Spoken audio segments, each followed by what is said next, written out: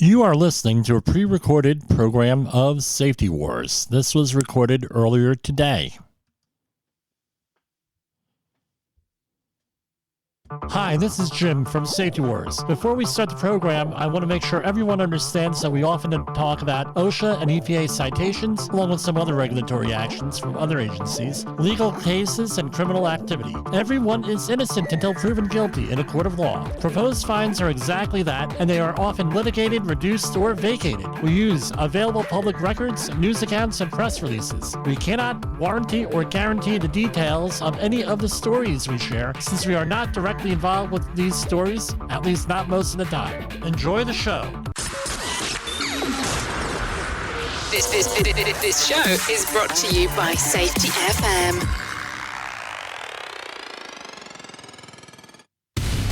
And welcome to Safety Wars for Wednesday, March 22nd, 2023. Exciting week this week. We are releasing the interviews from the International Conference on Climate Change, sponsored by the Heartland Institute last month in Orlando, Florida. We'll just say we are the loyal opposition, right, to what's going on with the policy. I don't have to give a nuanced thing. I think, from day one, I thought that a lot of this stuff was suspect, not thought out, and there might be some other stuff going on in the background. I got involved in the environmental movement and in safety to protect human life and to protect the planet. There's a lot of debate here, and I don't like the idea of consensus. Consensus being the key. Consensus being this. Consensus being that. I want to, try to get to fact here. So I do give alternative views. Some I agree with, some of them I don't agree with. Some of them are harsher than maybe I would prefer. But anyway, that's what we do here with Safety Wars. Remember, if you're a practitioner of human and organizational performance, you're already going against the grain on a lot of stuff out there.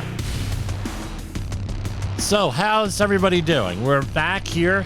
I have a lot of personal obligations this week that that preclude me from doing these shows live. We'll be back to really live starting tomorrow. That's Thursday, March 23rd.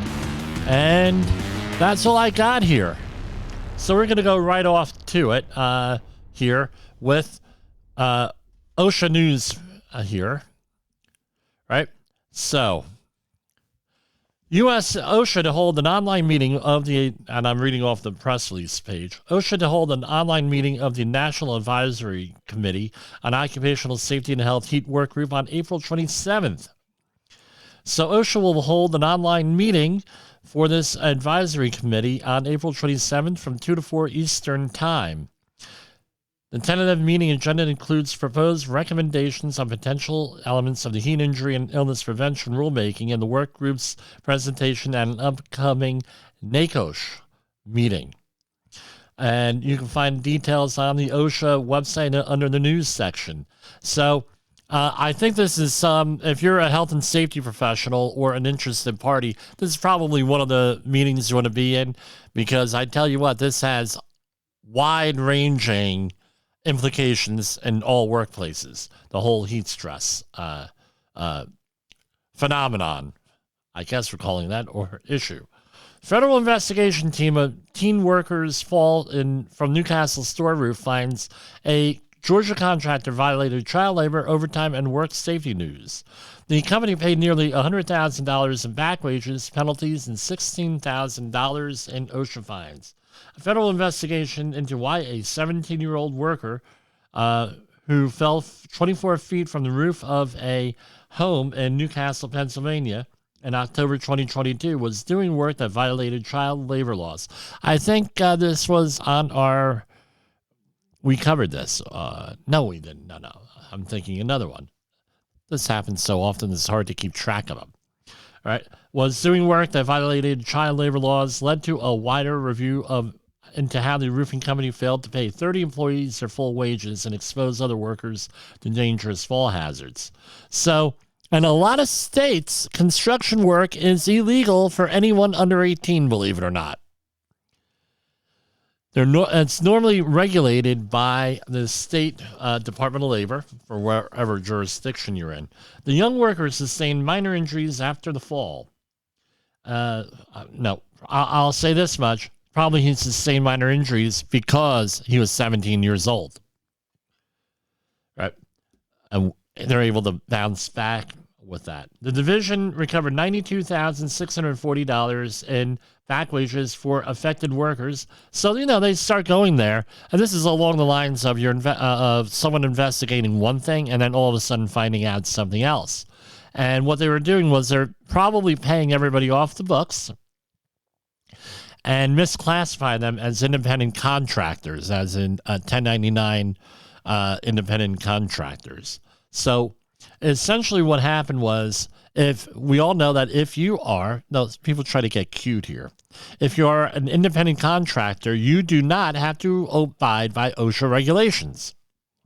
And I'm going to guess that was probably what one, paying them off the books. Number two, hey, I don't have to, pay them overtime. I don't have to obey OSHA regulations. I don't have to do WUVNO and helping these people. So the company, this is here, ignored child labor laws and hired an underage employee to do prohibited roofing work. In reviewing this incident, our investigators then determined that the employer shortchanged workers an average of $3,000 per employee and earned overtime by misclassifying them as independent contractors. So this is what you need to be aware of, especially if you're a safety professional on especially these smaller construction sites that you think you're off the hook on.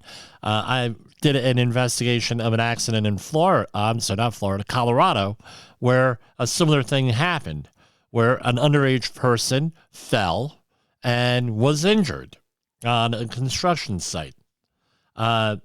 Putting a child to work on a roof is irresponsible, according to a violation of federal safety laws, said OSHA Area Director Brendan Claiborne in Erie, Pennsylvania. Fall hazards are well known by employers, and they remain a leading cause of serious injury and deaths in the construction industry. So that's now, let's say you're working on a home, you hire someone for a house, working on your house, and they have underage roofers there. Happens all the time. Right, I see this, especially in my area. I report it to whoever, but you see this stuff. U.S. Department of Labor Power Generation Workgroup Alliance promotes importance of safety for workers. Stresses training, safe work practices aligned with federal and industry standards. The U.S. Department of Labor and Power Generation Voluntary PP Working Group. Those are the participants. So they're teaming up, and this is from March 10th. So among the two-year alliance goals is the development of a qualified electrical worker training program to develop best practices for protecting the safety and well-being of employees working near high voltage. So what's the alliance program? OSHA has this alliance program where they try to partner with unions, consulates, trade or professional organizations, businesses, faith and community-based organizations, to name a couple, to try to get together with a compliance assistance. So, that's what they're doing there at the agency. U.S. Department of Labor certifies Maine's completion of developmental steps of occupational safety and health plan for state and local government workers.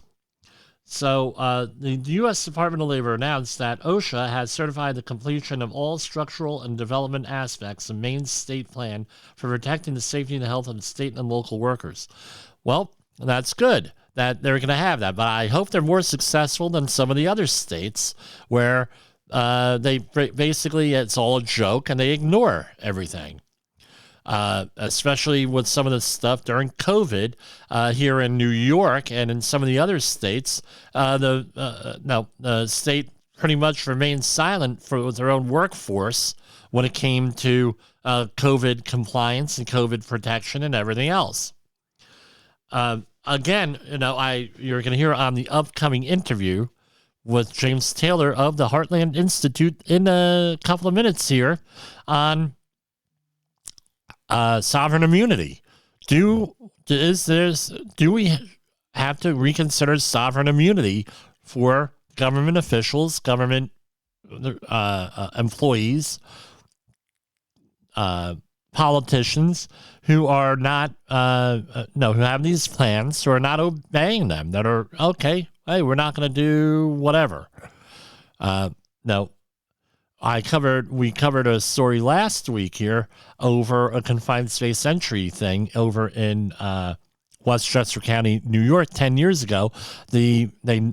The town knowingly put people at risk, knowingly died. No, I related this to an old newspaper clipping on where my cousin passed away in a confined space.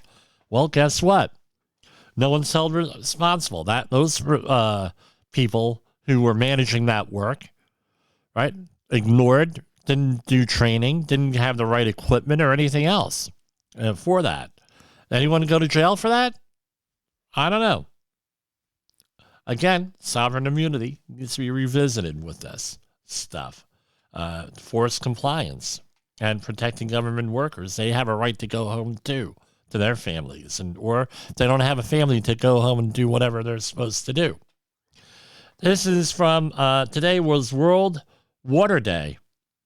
There was a statement issued by EPA Administrator Michael S. Regan. In celebration of World Water Day, the EPA Administrator, this is from the EPA Press Office, issued the following statement. This World Water Day, I encourage everyone to take a moment to consider how truly fundamental clean water is to the health of our communities and our environment. Clean water is vital for all life on Earth. It supports healthy people, thriving communities, and productive agriculture. I tell you what, in my undergrad work, I focused on soil and water resources. And I tell you what, soil, right, the whole world revolves around about 8 inches roughly of topsoil to feed the entire planet, right? Us on the land. With the sea, it's the same deal, all right? If you don't have clean water, you don't have soil that's protected, we're pretty much done as a society. They talk about the bees and alleged a quote from Albert Einstein that without the bees, we're all going to die because of pollination. Well, guess what? Our biggest issue on this planet, water resources, right? Whether it's in the ocean, lakes, drinking water, and everything, protecting those resources, water resources, and the soil. So, we got into a debate with the whole thing. Oh, by the way, I wanted to thank Ian Punnet for having me on Coast to Coast AM last Saturday night with an update on the whole East Palestine, Ohio thing situation. That whole situation, books will be written about it. Great case study on how to do things and how not to do things. I think they're handling it correctly. I just wish that they would release more analytical information for the community and for interested people like I do. I hate to go through a Freedom of Information Act request for things. So what does this come down to?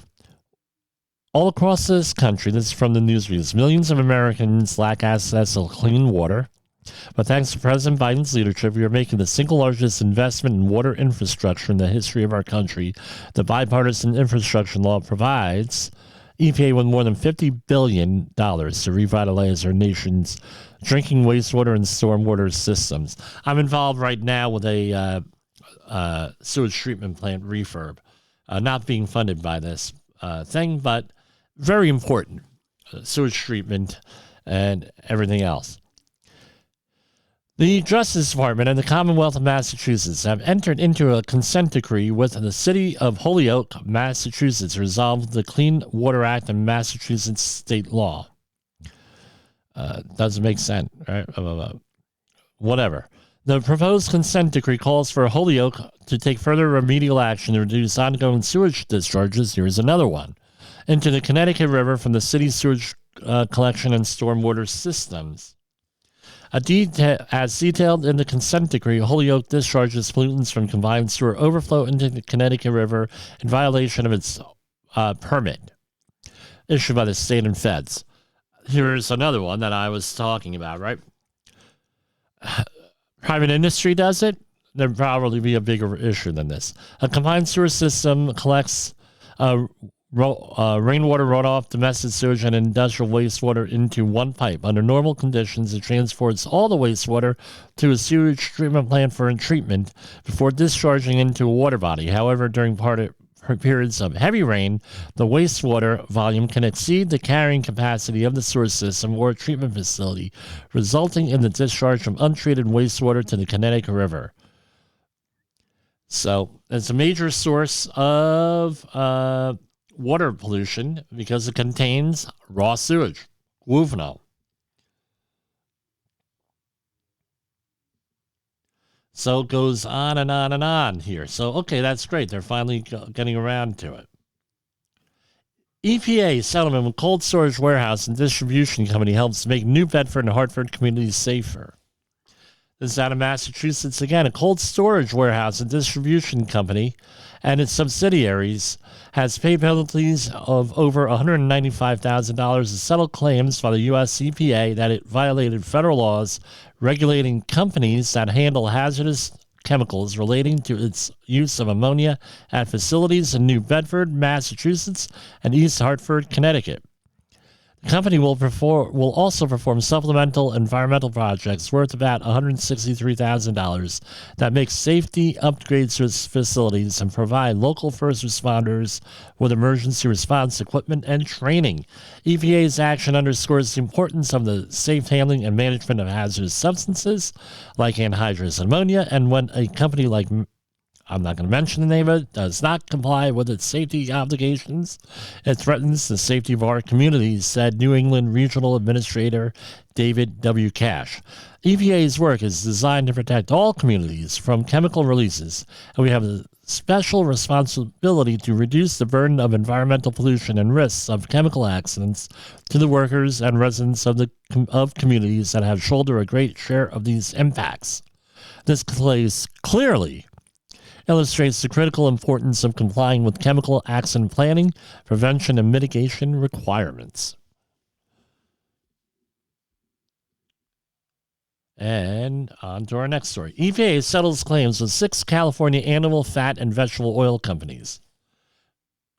Today, the EPA, a lot of EPA news today, announced settlements with 6 California companies for claims they failed to comply with spill prevention, control, and countermeasures. That's SPCC for short. Requirements for handling oil under the Clean Water Act. The payments in the United States under these settlements range from $1,000 to $175,000. Facilities must comply with federal clean water requirements, said EPA Pacific Southwest Regional Administrator Martha Guzman. To protect our communities and waterways, it is imperative that companies managing oil take actions to prevent and ensure they're prepared for the possibility of spills. So this is another thing. A lot of people feel that because these go into our foods, it's not a pollutant.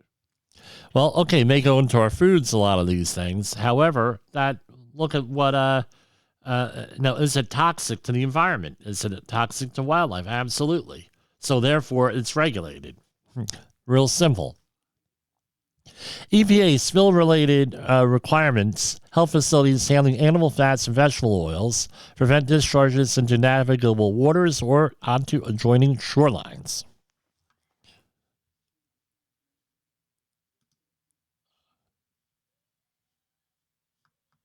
Hold on here. Okay. And we're going to break for commercials here.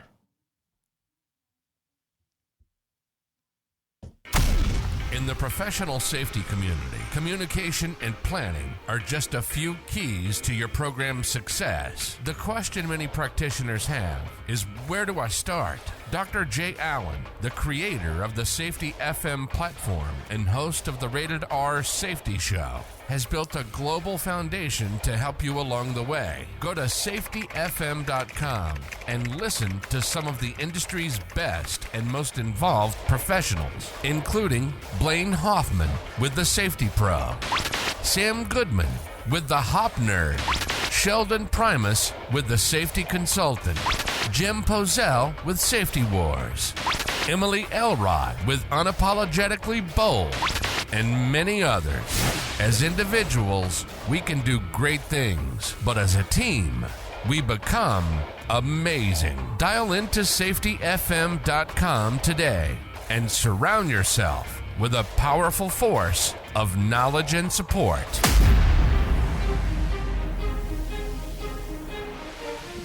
You are listening to Safety Wars. Tomorrow's Safety Today. Okay, we are back here. We are back. So what else do we want to talk about? No more EPA news. EPA announces Clean Air Act violations for the Permian Basin Company. The U.S. EPA issued a consent agreement and final order to a company for emissions from storage tanks that EPA identified using a helicopter equipped with a special infrared camera that detects hydrocarbon leaks, and for the construction of facilities prior to permit approval.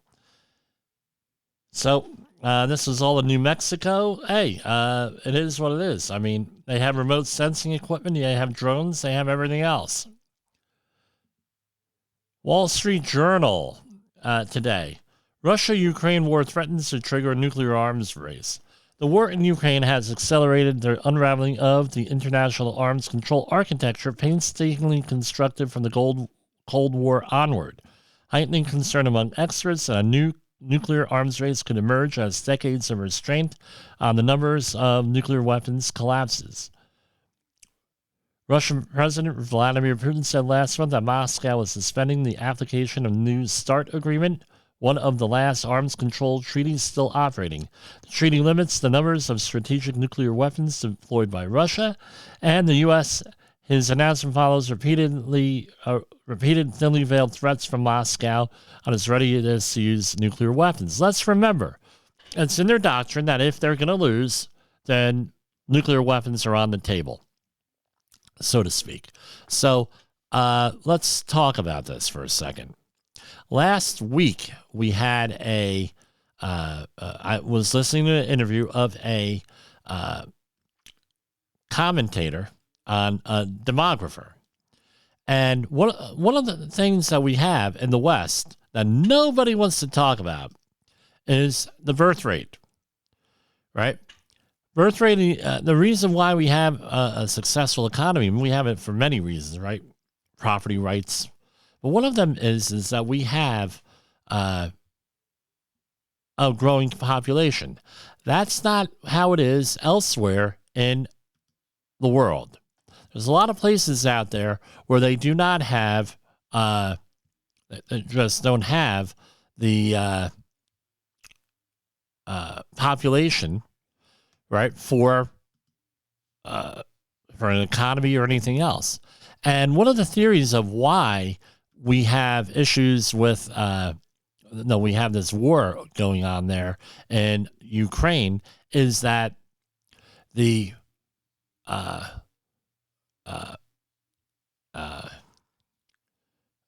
Russia does not have, right, I'm doing like three things at one time here. Russia does not have the population to sustain a long-term conflict in the future. That the population is right to have a war, so you're able to sustain it now. In 10 years, they're not going to have men, predominantly men, out there fighting wars. So what does this mean? It means real simple. It's real simple. They're going to have, give me a second here. They're going to not have the manpower available. All right, number one. And number two, what are they going to do? They're going to go to automated systems. All right. They're going to go to automated systems. They're going to go to nuclear technology to support this. This is what one of the theories is on this. So I don't know. It's something that we have to consider here with this. And I have stories lined up here. No, with all different types of stuff related to the war. We have Xi to Putin. Russia and China are driving change that hasn't happened in 100 years. So here we have China now involved in this, and it's been going on for pulling strings in the back. All right. I don't know. I'm not into conspiracy theories, but some stuff to ponder here. What exactly is going on? So we're going to go to some more pre-recorded stuff. We're going to have the James Taylor of the Heartland Institute interview, and we're going to have one of my previous podcasts on here. So I look forward to seeing you tomorrow night. Have fun, everybody.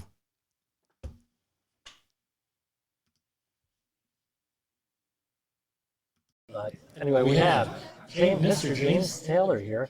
What is your title with the Heartland Institute? Because I remember we more or less started our official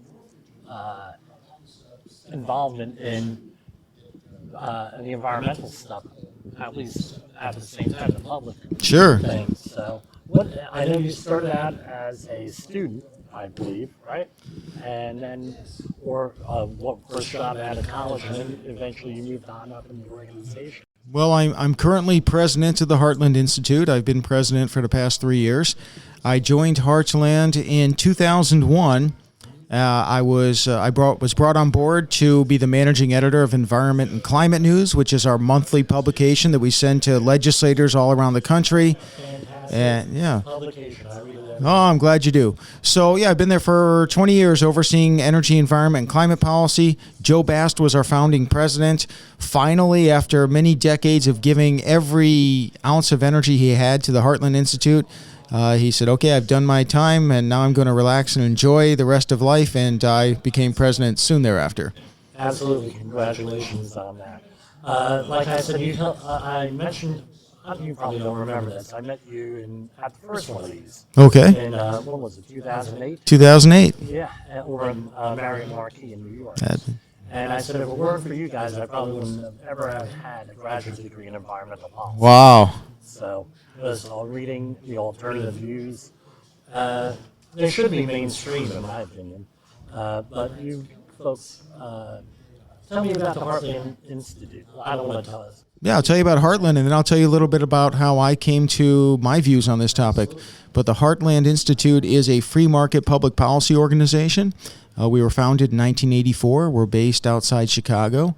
We are national in scope and really international sometimes on the issues. But our target audience is legislators at the state level. Although if you're watching Fox News, CNN, MSNBC, whatever it may be, the issues tend to be all national. But really the policies that make a difference in our lives, the COVID policies, whether it's the lockdowns or the face masks or whatever it may be, energy, whether you're having renewable energy mandates in your states or not, these are all set at the state level. And so it's an overlooked area of policy that we really need to pay attention to. At the Heartland Institute, that's where we focus primarily. We got involved in climate change because the prescribed solutions were all the big government solutions that had been advanced for many other reasons in the past. And we wanted to look under the hood to make sure that indeed the science justifies these policy prescriptions. If the planet is being burned up, if we're really risking some type of climate crisis catastrophe, yes, you have to do what you have to do. But let's make sure that the science supports it, and the science doesn't. Which gets to why I became an advocate for climate realism. When I was in law school at Syracuse University, I was editor-in-chief of the Federalist Voice at Syracuse Law School. Now, I had, as an undergraduate at Dartmouth College, I'd taken a number of atmospheric science courses. At this time, this is when the global warming issue was becoming prominent. And I decided that even though most of my fellow freedom lovers, conservatives, libertarians, free marketers, were skeptical of needing to do something, I said, well, look, again, if the planet's burning up, you got to do what you got to do. And I wanted to write an article in the Federalist Voice making the case for that. But the more I looked into the data and I knew where to go because I'd taken these courses, I realized, wait a second. And the data shows we're causing some modest warming, and the warming is not going to be rapid. It's not going to be catastrophic. It's likely to be beneficial. And that's why I came to the view that I hold today, and the Heartland Institute does as well. Right. And it's hard to define an exact beginning of this whole thing, but most people really study this. Arianus Savant, or Savant Arianus, in the late 1800s, with the literal back of the envelope calculations he reportedly did with carbon emissions and everything. He said this is going to be the greatest thing ever because he's from Northern Europe, or Sweden, I believe it was. And, this is going to be a great thing. We're not going to have such a bad winter. Right. And then it just morphed into this whole thing over the next 100 years.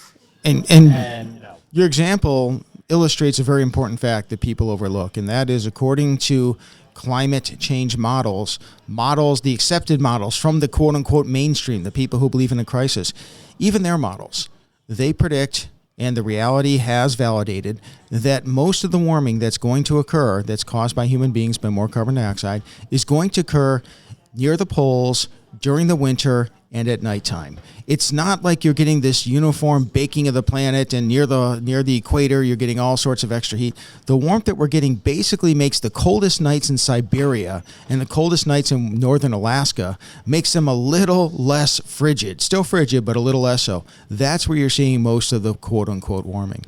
That's beneficial. That's a good thing. So the Heartland Institute for here is obviously climate change. That's the issue for this week for you folks, and I know you've been planning this out for an awful long time. My wife's an event and meeting planner, so I get the idea how much we're in advance. We also have school reform news. You have tax policy, budget and tax news, health, and some other healthcare news. Healthcare news. Yeah. The common theme for all of the publications is pretty much the same as environment and climate news and everything else you do with the environment. Yeah. So we're most known for our climate change work, and I'm glad that that's the case. That's my area of greatest interest. But Heartland has, since before I even joined Heartland, we've tackled a number of issues that are relevant to public policy and policymakers. And you mentioned budget and tax, education, school reform news, healthcare news. And what we look for is the freedom-oriented solutions, the freedom-oriented paths to better public policy. Now, those have historically been our main topical areas, but we address much more. We were taking the lead, fighting back against big tech censoring free speech of American citizens. We've been fighting back against the ESG agenda, environment, social, and governance agenda, that's going to require companies to meet the socialist redistributionist goals of the United Nations. So across the board, that's what we do. We stand up for freedom. Well, that last with the ESG, that's directly with us. We deal with mostly OSHA, occupational safety and health stuff. I've had an interest in this since I'm 1986, since I'm 15 years old, when they used to call it the greenhouse effect, right back in those days. Specifically with ESG, that impacts a lot of health and safety stuff, because we're usually tasked, the certified safety professionals and others in there, with writing those documents, believe it or not. I've had to write a number of them painstakingly because I don't agree with them. At the expense of making your workplace more safe, the time and resources that you could be devoting to that.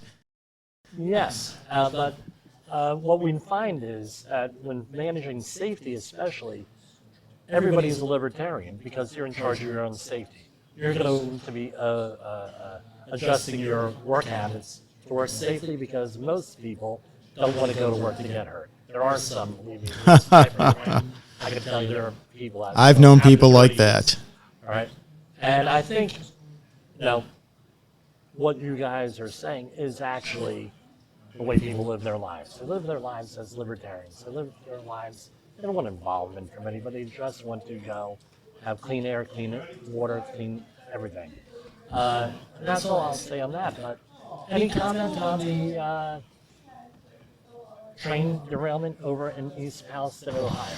Oh my goodness, you have a federal government that supposedly is there to hopefully keep such events from happening, but when they do happen, to lend assistance. And even if you can't do everything that you'd like to do materially on the ground to help people, maybe to lend some support by having the president show up. As when a hurricane comes aground and produces great devastation, the president, whoever he has been, would typically go there.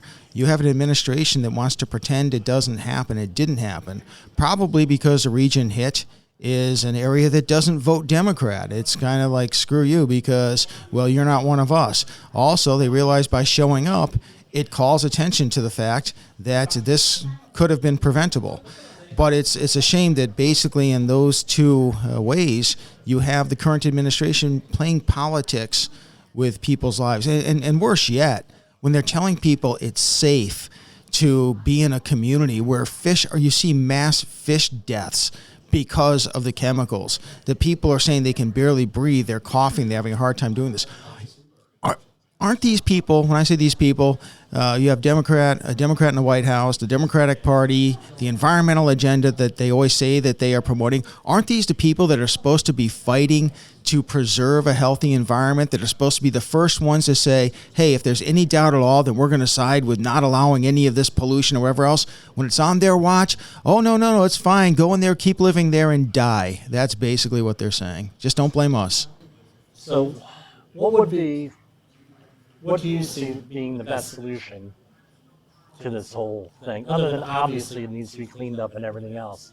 As far as legislation, regulations, when you see the court systems handling this, what would be the most effective means on trying to prevent this? Yeah, I think one of the best ways to prevent this in the future is to focus on what you should be doing. So you have every branch of the federal government now under Joe Biden who sees its highest priority as fighting climate change. Pete Buttigieg says that every transportation decision is a climate decision. Climate will be the leading factor in everything we do. This is something that in every branch of the government, if you decide to do what you're supposed to do, then these things aren't going to happen. Right now, and let me pull this up, I have this the EPA news releases just from today. Okay. All right, and I was going to discuss it. I discuss each and every one of these from the EPA. Usually I broadcast 5 times a week, usually 4 or 5 times, and I go through all of these. Here we have the one of the headlines. By the recently passed bipartisan infrastructure law. I'm looking at over a dozen press releases this week from the EPA alone. When that law was passed, how much money this infrastructure stuff. Right, they label it as infrastructure. It's all climate change. It's environmental stuff. Right. Thinking that just shocks me. Right. And it's just, and another example, our school system. When you look at the money that the left is devoting to education, and they say, oh, we need this for the students. You look at what the expenditures are. It's putting solar panels on the grounds of schools. It's replacing regular school buses with electric school buses, even when the current ones are fine. You don't need new school buses. You're taking money that could go to educating students, and instead you want to benefit your donors in the renewable energy industry. So the same thing here with the transportation infrastructure bill. As you point out, if their priority was keeping our infrastructure top of the line, keeping things safe, making sure that the money's going where you say it's going by the title of the bill, these things don't happen. But that's not their priority. Most of what you see coming from the federal government is a Trojan horse for climate change activism and the ESG agenda. So, in your view, where should the EPA's, DEP, whatever your local state agency, where should the priorities lie? If you were running the show, where would the priorities lie with this? Would it be general air pollution, water pollution, wildlife anything like this? Where would the priorities be? Yeah, other than climate change? Yeah, that's a great question, because people who grew up in the 70s, before climate change was an issue, back then, of course, we were fearing the next ice age being brought on, ironically enough, they said, by human use of fossil fuels and industrial activity. That's literally what they said. But back then, to be an environmentalist meant that you were trying to conserve land from being developed. You were trying to protect the habitat of species. You wanted to have cleaner water and cleaner air from things that actually are pollutants. So if you have particles in the air that make it more difficult to breathe, whether it's going to be soot, whether it's going to be sulfur dioxide that harms plants and trees, that is what an environmentalist is. And you could make the argument that in some of their campaigns they went a little too far, or they were using science that wasn't there, but at least they were looking to protect the environment, as opposed to now the environmental movement, as it has become, wants you to believe that the only thing that affects the environment is carbon dioxide. So, wind turbines. To replace a conventional power plant, you need 300 square miles of wind turbines. And they say, fine, then let's do that. Let's slice to death millions of birds and bats each and every year, including many endangered species. And that is a fact. We're talking in the millions each year in America for the altar of carbon dioxide emissions. That's not being an environmentalist. That's being a stooge for the renewable power industry. Well, there's a huge issue going on where I'm from. I'm from the New York and New Jersey area with the offshore windmills. And I don't believe that they scientifically have linked the two, but we've had a lot of whale deaths off the coast. I mean, it's every day a whale, it seems, for the last month and a half. It's been washing up somewhere in New Jersey or Long Island. We even had one in Brooklyn, New York, right in the heart, right in New York City, washed up on those beaches. Any thoughts on that? Well, what you have is a 400% increase in whale deaths off the Atlantic coast that coincides exactly with the proliferation of offshore wind turbine projects. And the proposal is to add more and more of these wind turbine projects.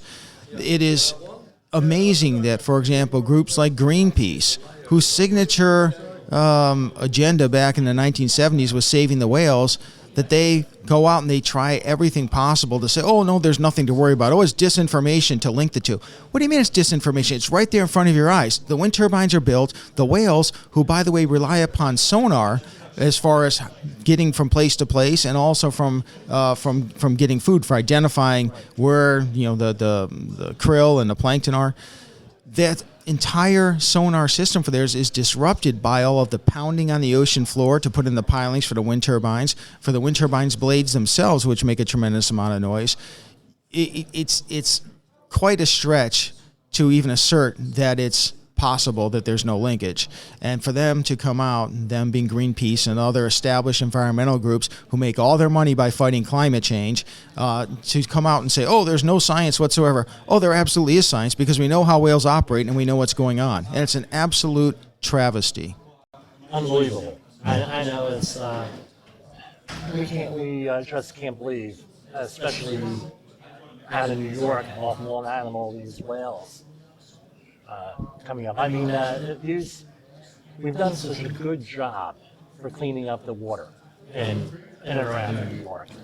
Bipartisan issues, getting together with better environmental programs and everything else.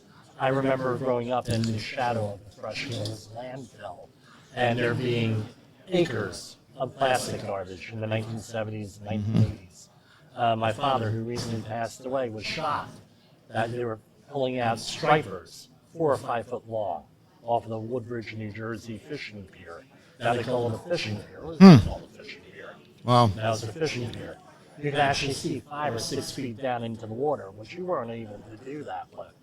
And now we're impeding all these gains we seem to be impeding with all the other development with the offshore projects and everything else. It's sickening. Right. I went to law school in Syracuse, and I remember the landfill problems, the toxicity problems.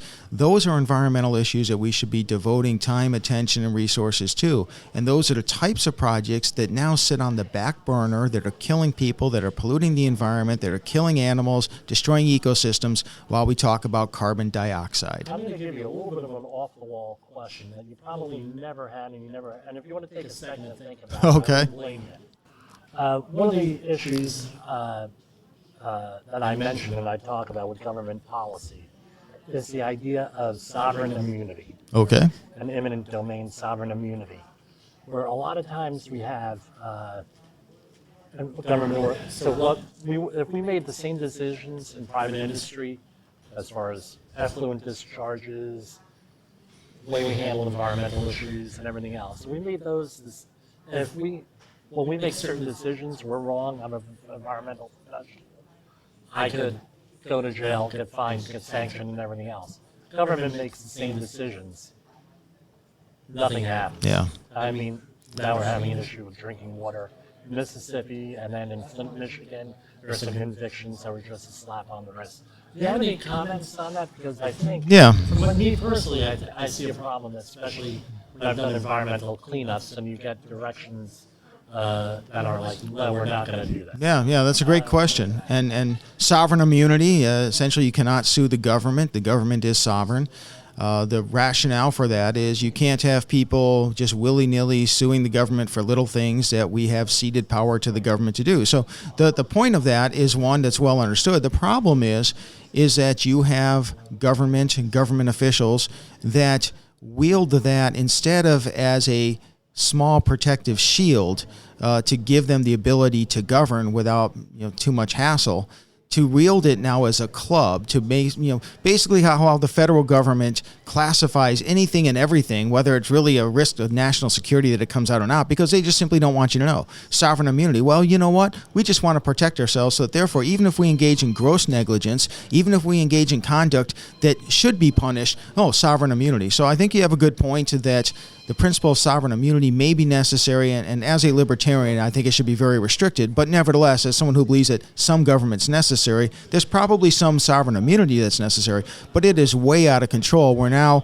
you have no repercussions, no responsibility, and worse yet, there is no making people whole, no compensating them. Some things you just can't compensate, but you do your best. But there is no obligation, and when there's no obligation, there never happens when government makes an effort to make people whole who they have abused and who have suffered because of bad decisions on government's part. That's a great point. So, I don't want to monopolize your time here, obviously. I just have one more question. Where do you see your organization or the movement that we're involved with here in 10 years? Not being that maybe it's 5 years. Well, Where do you see us going? we'll be hopefully being very nimble to adjust to issues that come up. For example, last year I guess it's 2 years now, 2021, when big tech censorship was an issue. We at the Heartland Institute jumped right in to make sure that people's freedom of speech was preserved. We fought big tech in the state legislatures. We fought them in the courts. We prevailed. Hopefully we'll have the foresight to get ahead of issues so that we may be nimble when they come up, but hopefully we'll be able to keep them from becoming problems in the first place. But unfortunately, the fight to preserve and defend and stand up for freedom is one that's never ending, because there are always people that want to take it away from us. So we'll be doing what we're doing now, and hopefully we'll be doing it better and better in each and every year. Well, thank you very much, Mr. Taylor, James Taylor, President of the Heartland Institute. Thank you for spending some time with us. Thank you, Jim. Been a pleasure. Thank you. I really appreciate it. Me too. Keep up the fight. This show is brought to you by Safety FM. Warning, the following broadcast contains adult language, adult content, frank safety discussions, and stories that might sound unbelievable. But believe me, every one of those stories is true. We didn't start the safety war, but we are going to fight to win it. For our families, for our communities, for our workplaces, and for our lives. Hi, this is Jim Poesl with Safety Wars. Today we're going to take on a little bit more of a serious topic on our broadcast here, or podcast, whatever we're calling it, mental health. So for the month of September, we always have a theme of disaster preparation, and that's in line with the United States. It's Disaster Preparation Month, among other things. And we talk about all different types of scenarios, water safety, food preparation, things of that nature. Today we're going to talk specifically about suicide. This week is in the construction industry is Suicide Awareness Week in the United States. And I just wanted to put out there a couple of comments here. Safety Wars was set up in part to address a lot of the issues nobody wanted to talk about. So in our podcast, what have we spoken about? And I'll have the links down below in the comments section. We talk about psychopaths in the workplace. We talk about gaslighting. We talk about how to manage situations. We also discuss what safety professionals specifically have to deal with as far as pushback from whatever corporate culture they're in often, and the different tactics. These are all meant to address a lot of the things that we deal with, and also mental health issues, because a lot of safety professionals are mentally abused. I'm sorry, it's the way it is. A big problem with depression, especially in what I observe. So what does it come down to? You're a person who is often thrown into a situation with little or no authority. So you have no authority to hire people, you have no authority to fire people, you have no authority to discipline people, you have no authority to incentivize safety in a positive manner. You have none of this stuff, and often the C-suite does not. It's been my experience the overwhelming majority of times that I've had been on sites now over 30 years where they don't necessarily have your back, especially a lot of the mid-level managers. So what are you left to do? You're left to have huge amounts of stress, health issues. I don't know what the public health situations are, but I see a lot of people with diabetes, heart disease, high blood pressure, just personality disorders from being abused. I didn't realize how bad of an issue it was, at least in my world, in my sphere, until a couple years ago, where I gave a presentation at Rutgers as part of the OSHA Outreach Recertification Program. I believe it was construction, where I went through and I talked about Saul Alinsky's Rules for Radicals. And we went through the whole thing, item by item by item, and the 13, I think it's 13 rules that are there. Anyway, at the end of it, there was silence. And that's what we're here for, is to describe to you what situations you may have. Maybe give you an idea how I or other people have resolved them. Safety FM, the network we're on, in a broader sense, always discusses mental health issues, suicide, things of that nature. And it's to, one, encourage you, if you are feeling suicidal, you have mental health issues, there are resources out there. You can get resources, you can get help. They're all out there, all over the place, all over the internet. You can Google it. Number one. Number two is, what are we going to do? How do we react to this? So part of the thing that we do is we try to give you ideas of what to expect, then encourage you to find solutions on your own. And as I discussed with a colleague earlier this week, things are not as bad as they seem. You're living in a moment, you're being stressed out and everything. Things may not be as bad as you seem. Often they're not. I'm going to say the overwhelming majority of times things are not as bad as they seem. It's a way of manipulating you a lot of times, because people are manipulated by emotion, and you're being manipulated to be controlled and everything else. And there are multiple ways you can be manipulated. Second thing is this. A lot of numbers here. In the long term, things have a tendency of working out. That's what life experiences. Things have a tendency of working out. And you may be in the darkest depths of your life right now. There is light at the end of the tunnel. You're going to get out of it. You're going to thrive. You're not only going to survive, you're going to thrive. And you need to address your mental health status. So if you're feeling suicidal, you have long bouts of depression, anxiety, things of that nature, it's not a bad thing to get help. Because if you're going to get help, you're going to be a better safety professional. You're going to go back there and you're going to be able to fight that safety war against the hazards and the attitudes and everything else in the workplace that we have to endure. Or safety wars, this is Jim Poesl. You can catch us online on most podcast platforms, all I know of, all the major ones, and here on LinkedIn or YouTube or Facebook or wherever you're viewing us. For Safety Wars, this is Jim Poesl. In the professional safety community, communication and planning are just a few keys to your program's success. The question many practitioners have is, where do I start? Dr. Jay Allen, the creator of the Safety FM platform and host of the Rated R Safety Show, has built a global foundation to help you along the way. Go to safetyfm.com and listen to some of the industry's best and most involved professionals, including Blaine Hoffman with the Safety Pro, Sam Goodman with the Hop Nerd, Sheldon Primus with the Safety Consultant, Jim Poesl with Safety Wars, Emily Elrod with Unapologetically Bold, and many others. As individuals, we can do great things, but as a team, we become amazing. Dial into safetyfm.com today and surround yourself with a powerful force of knowledge and support.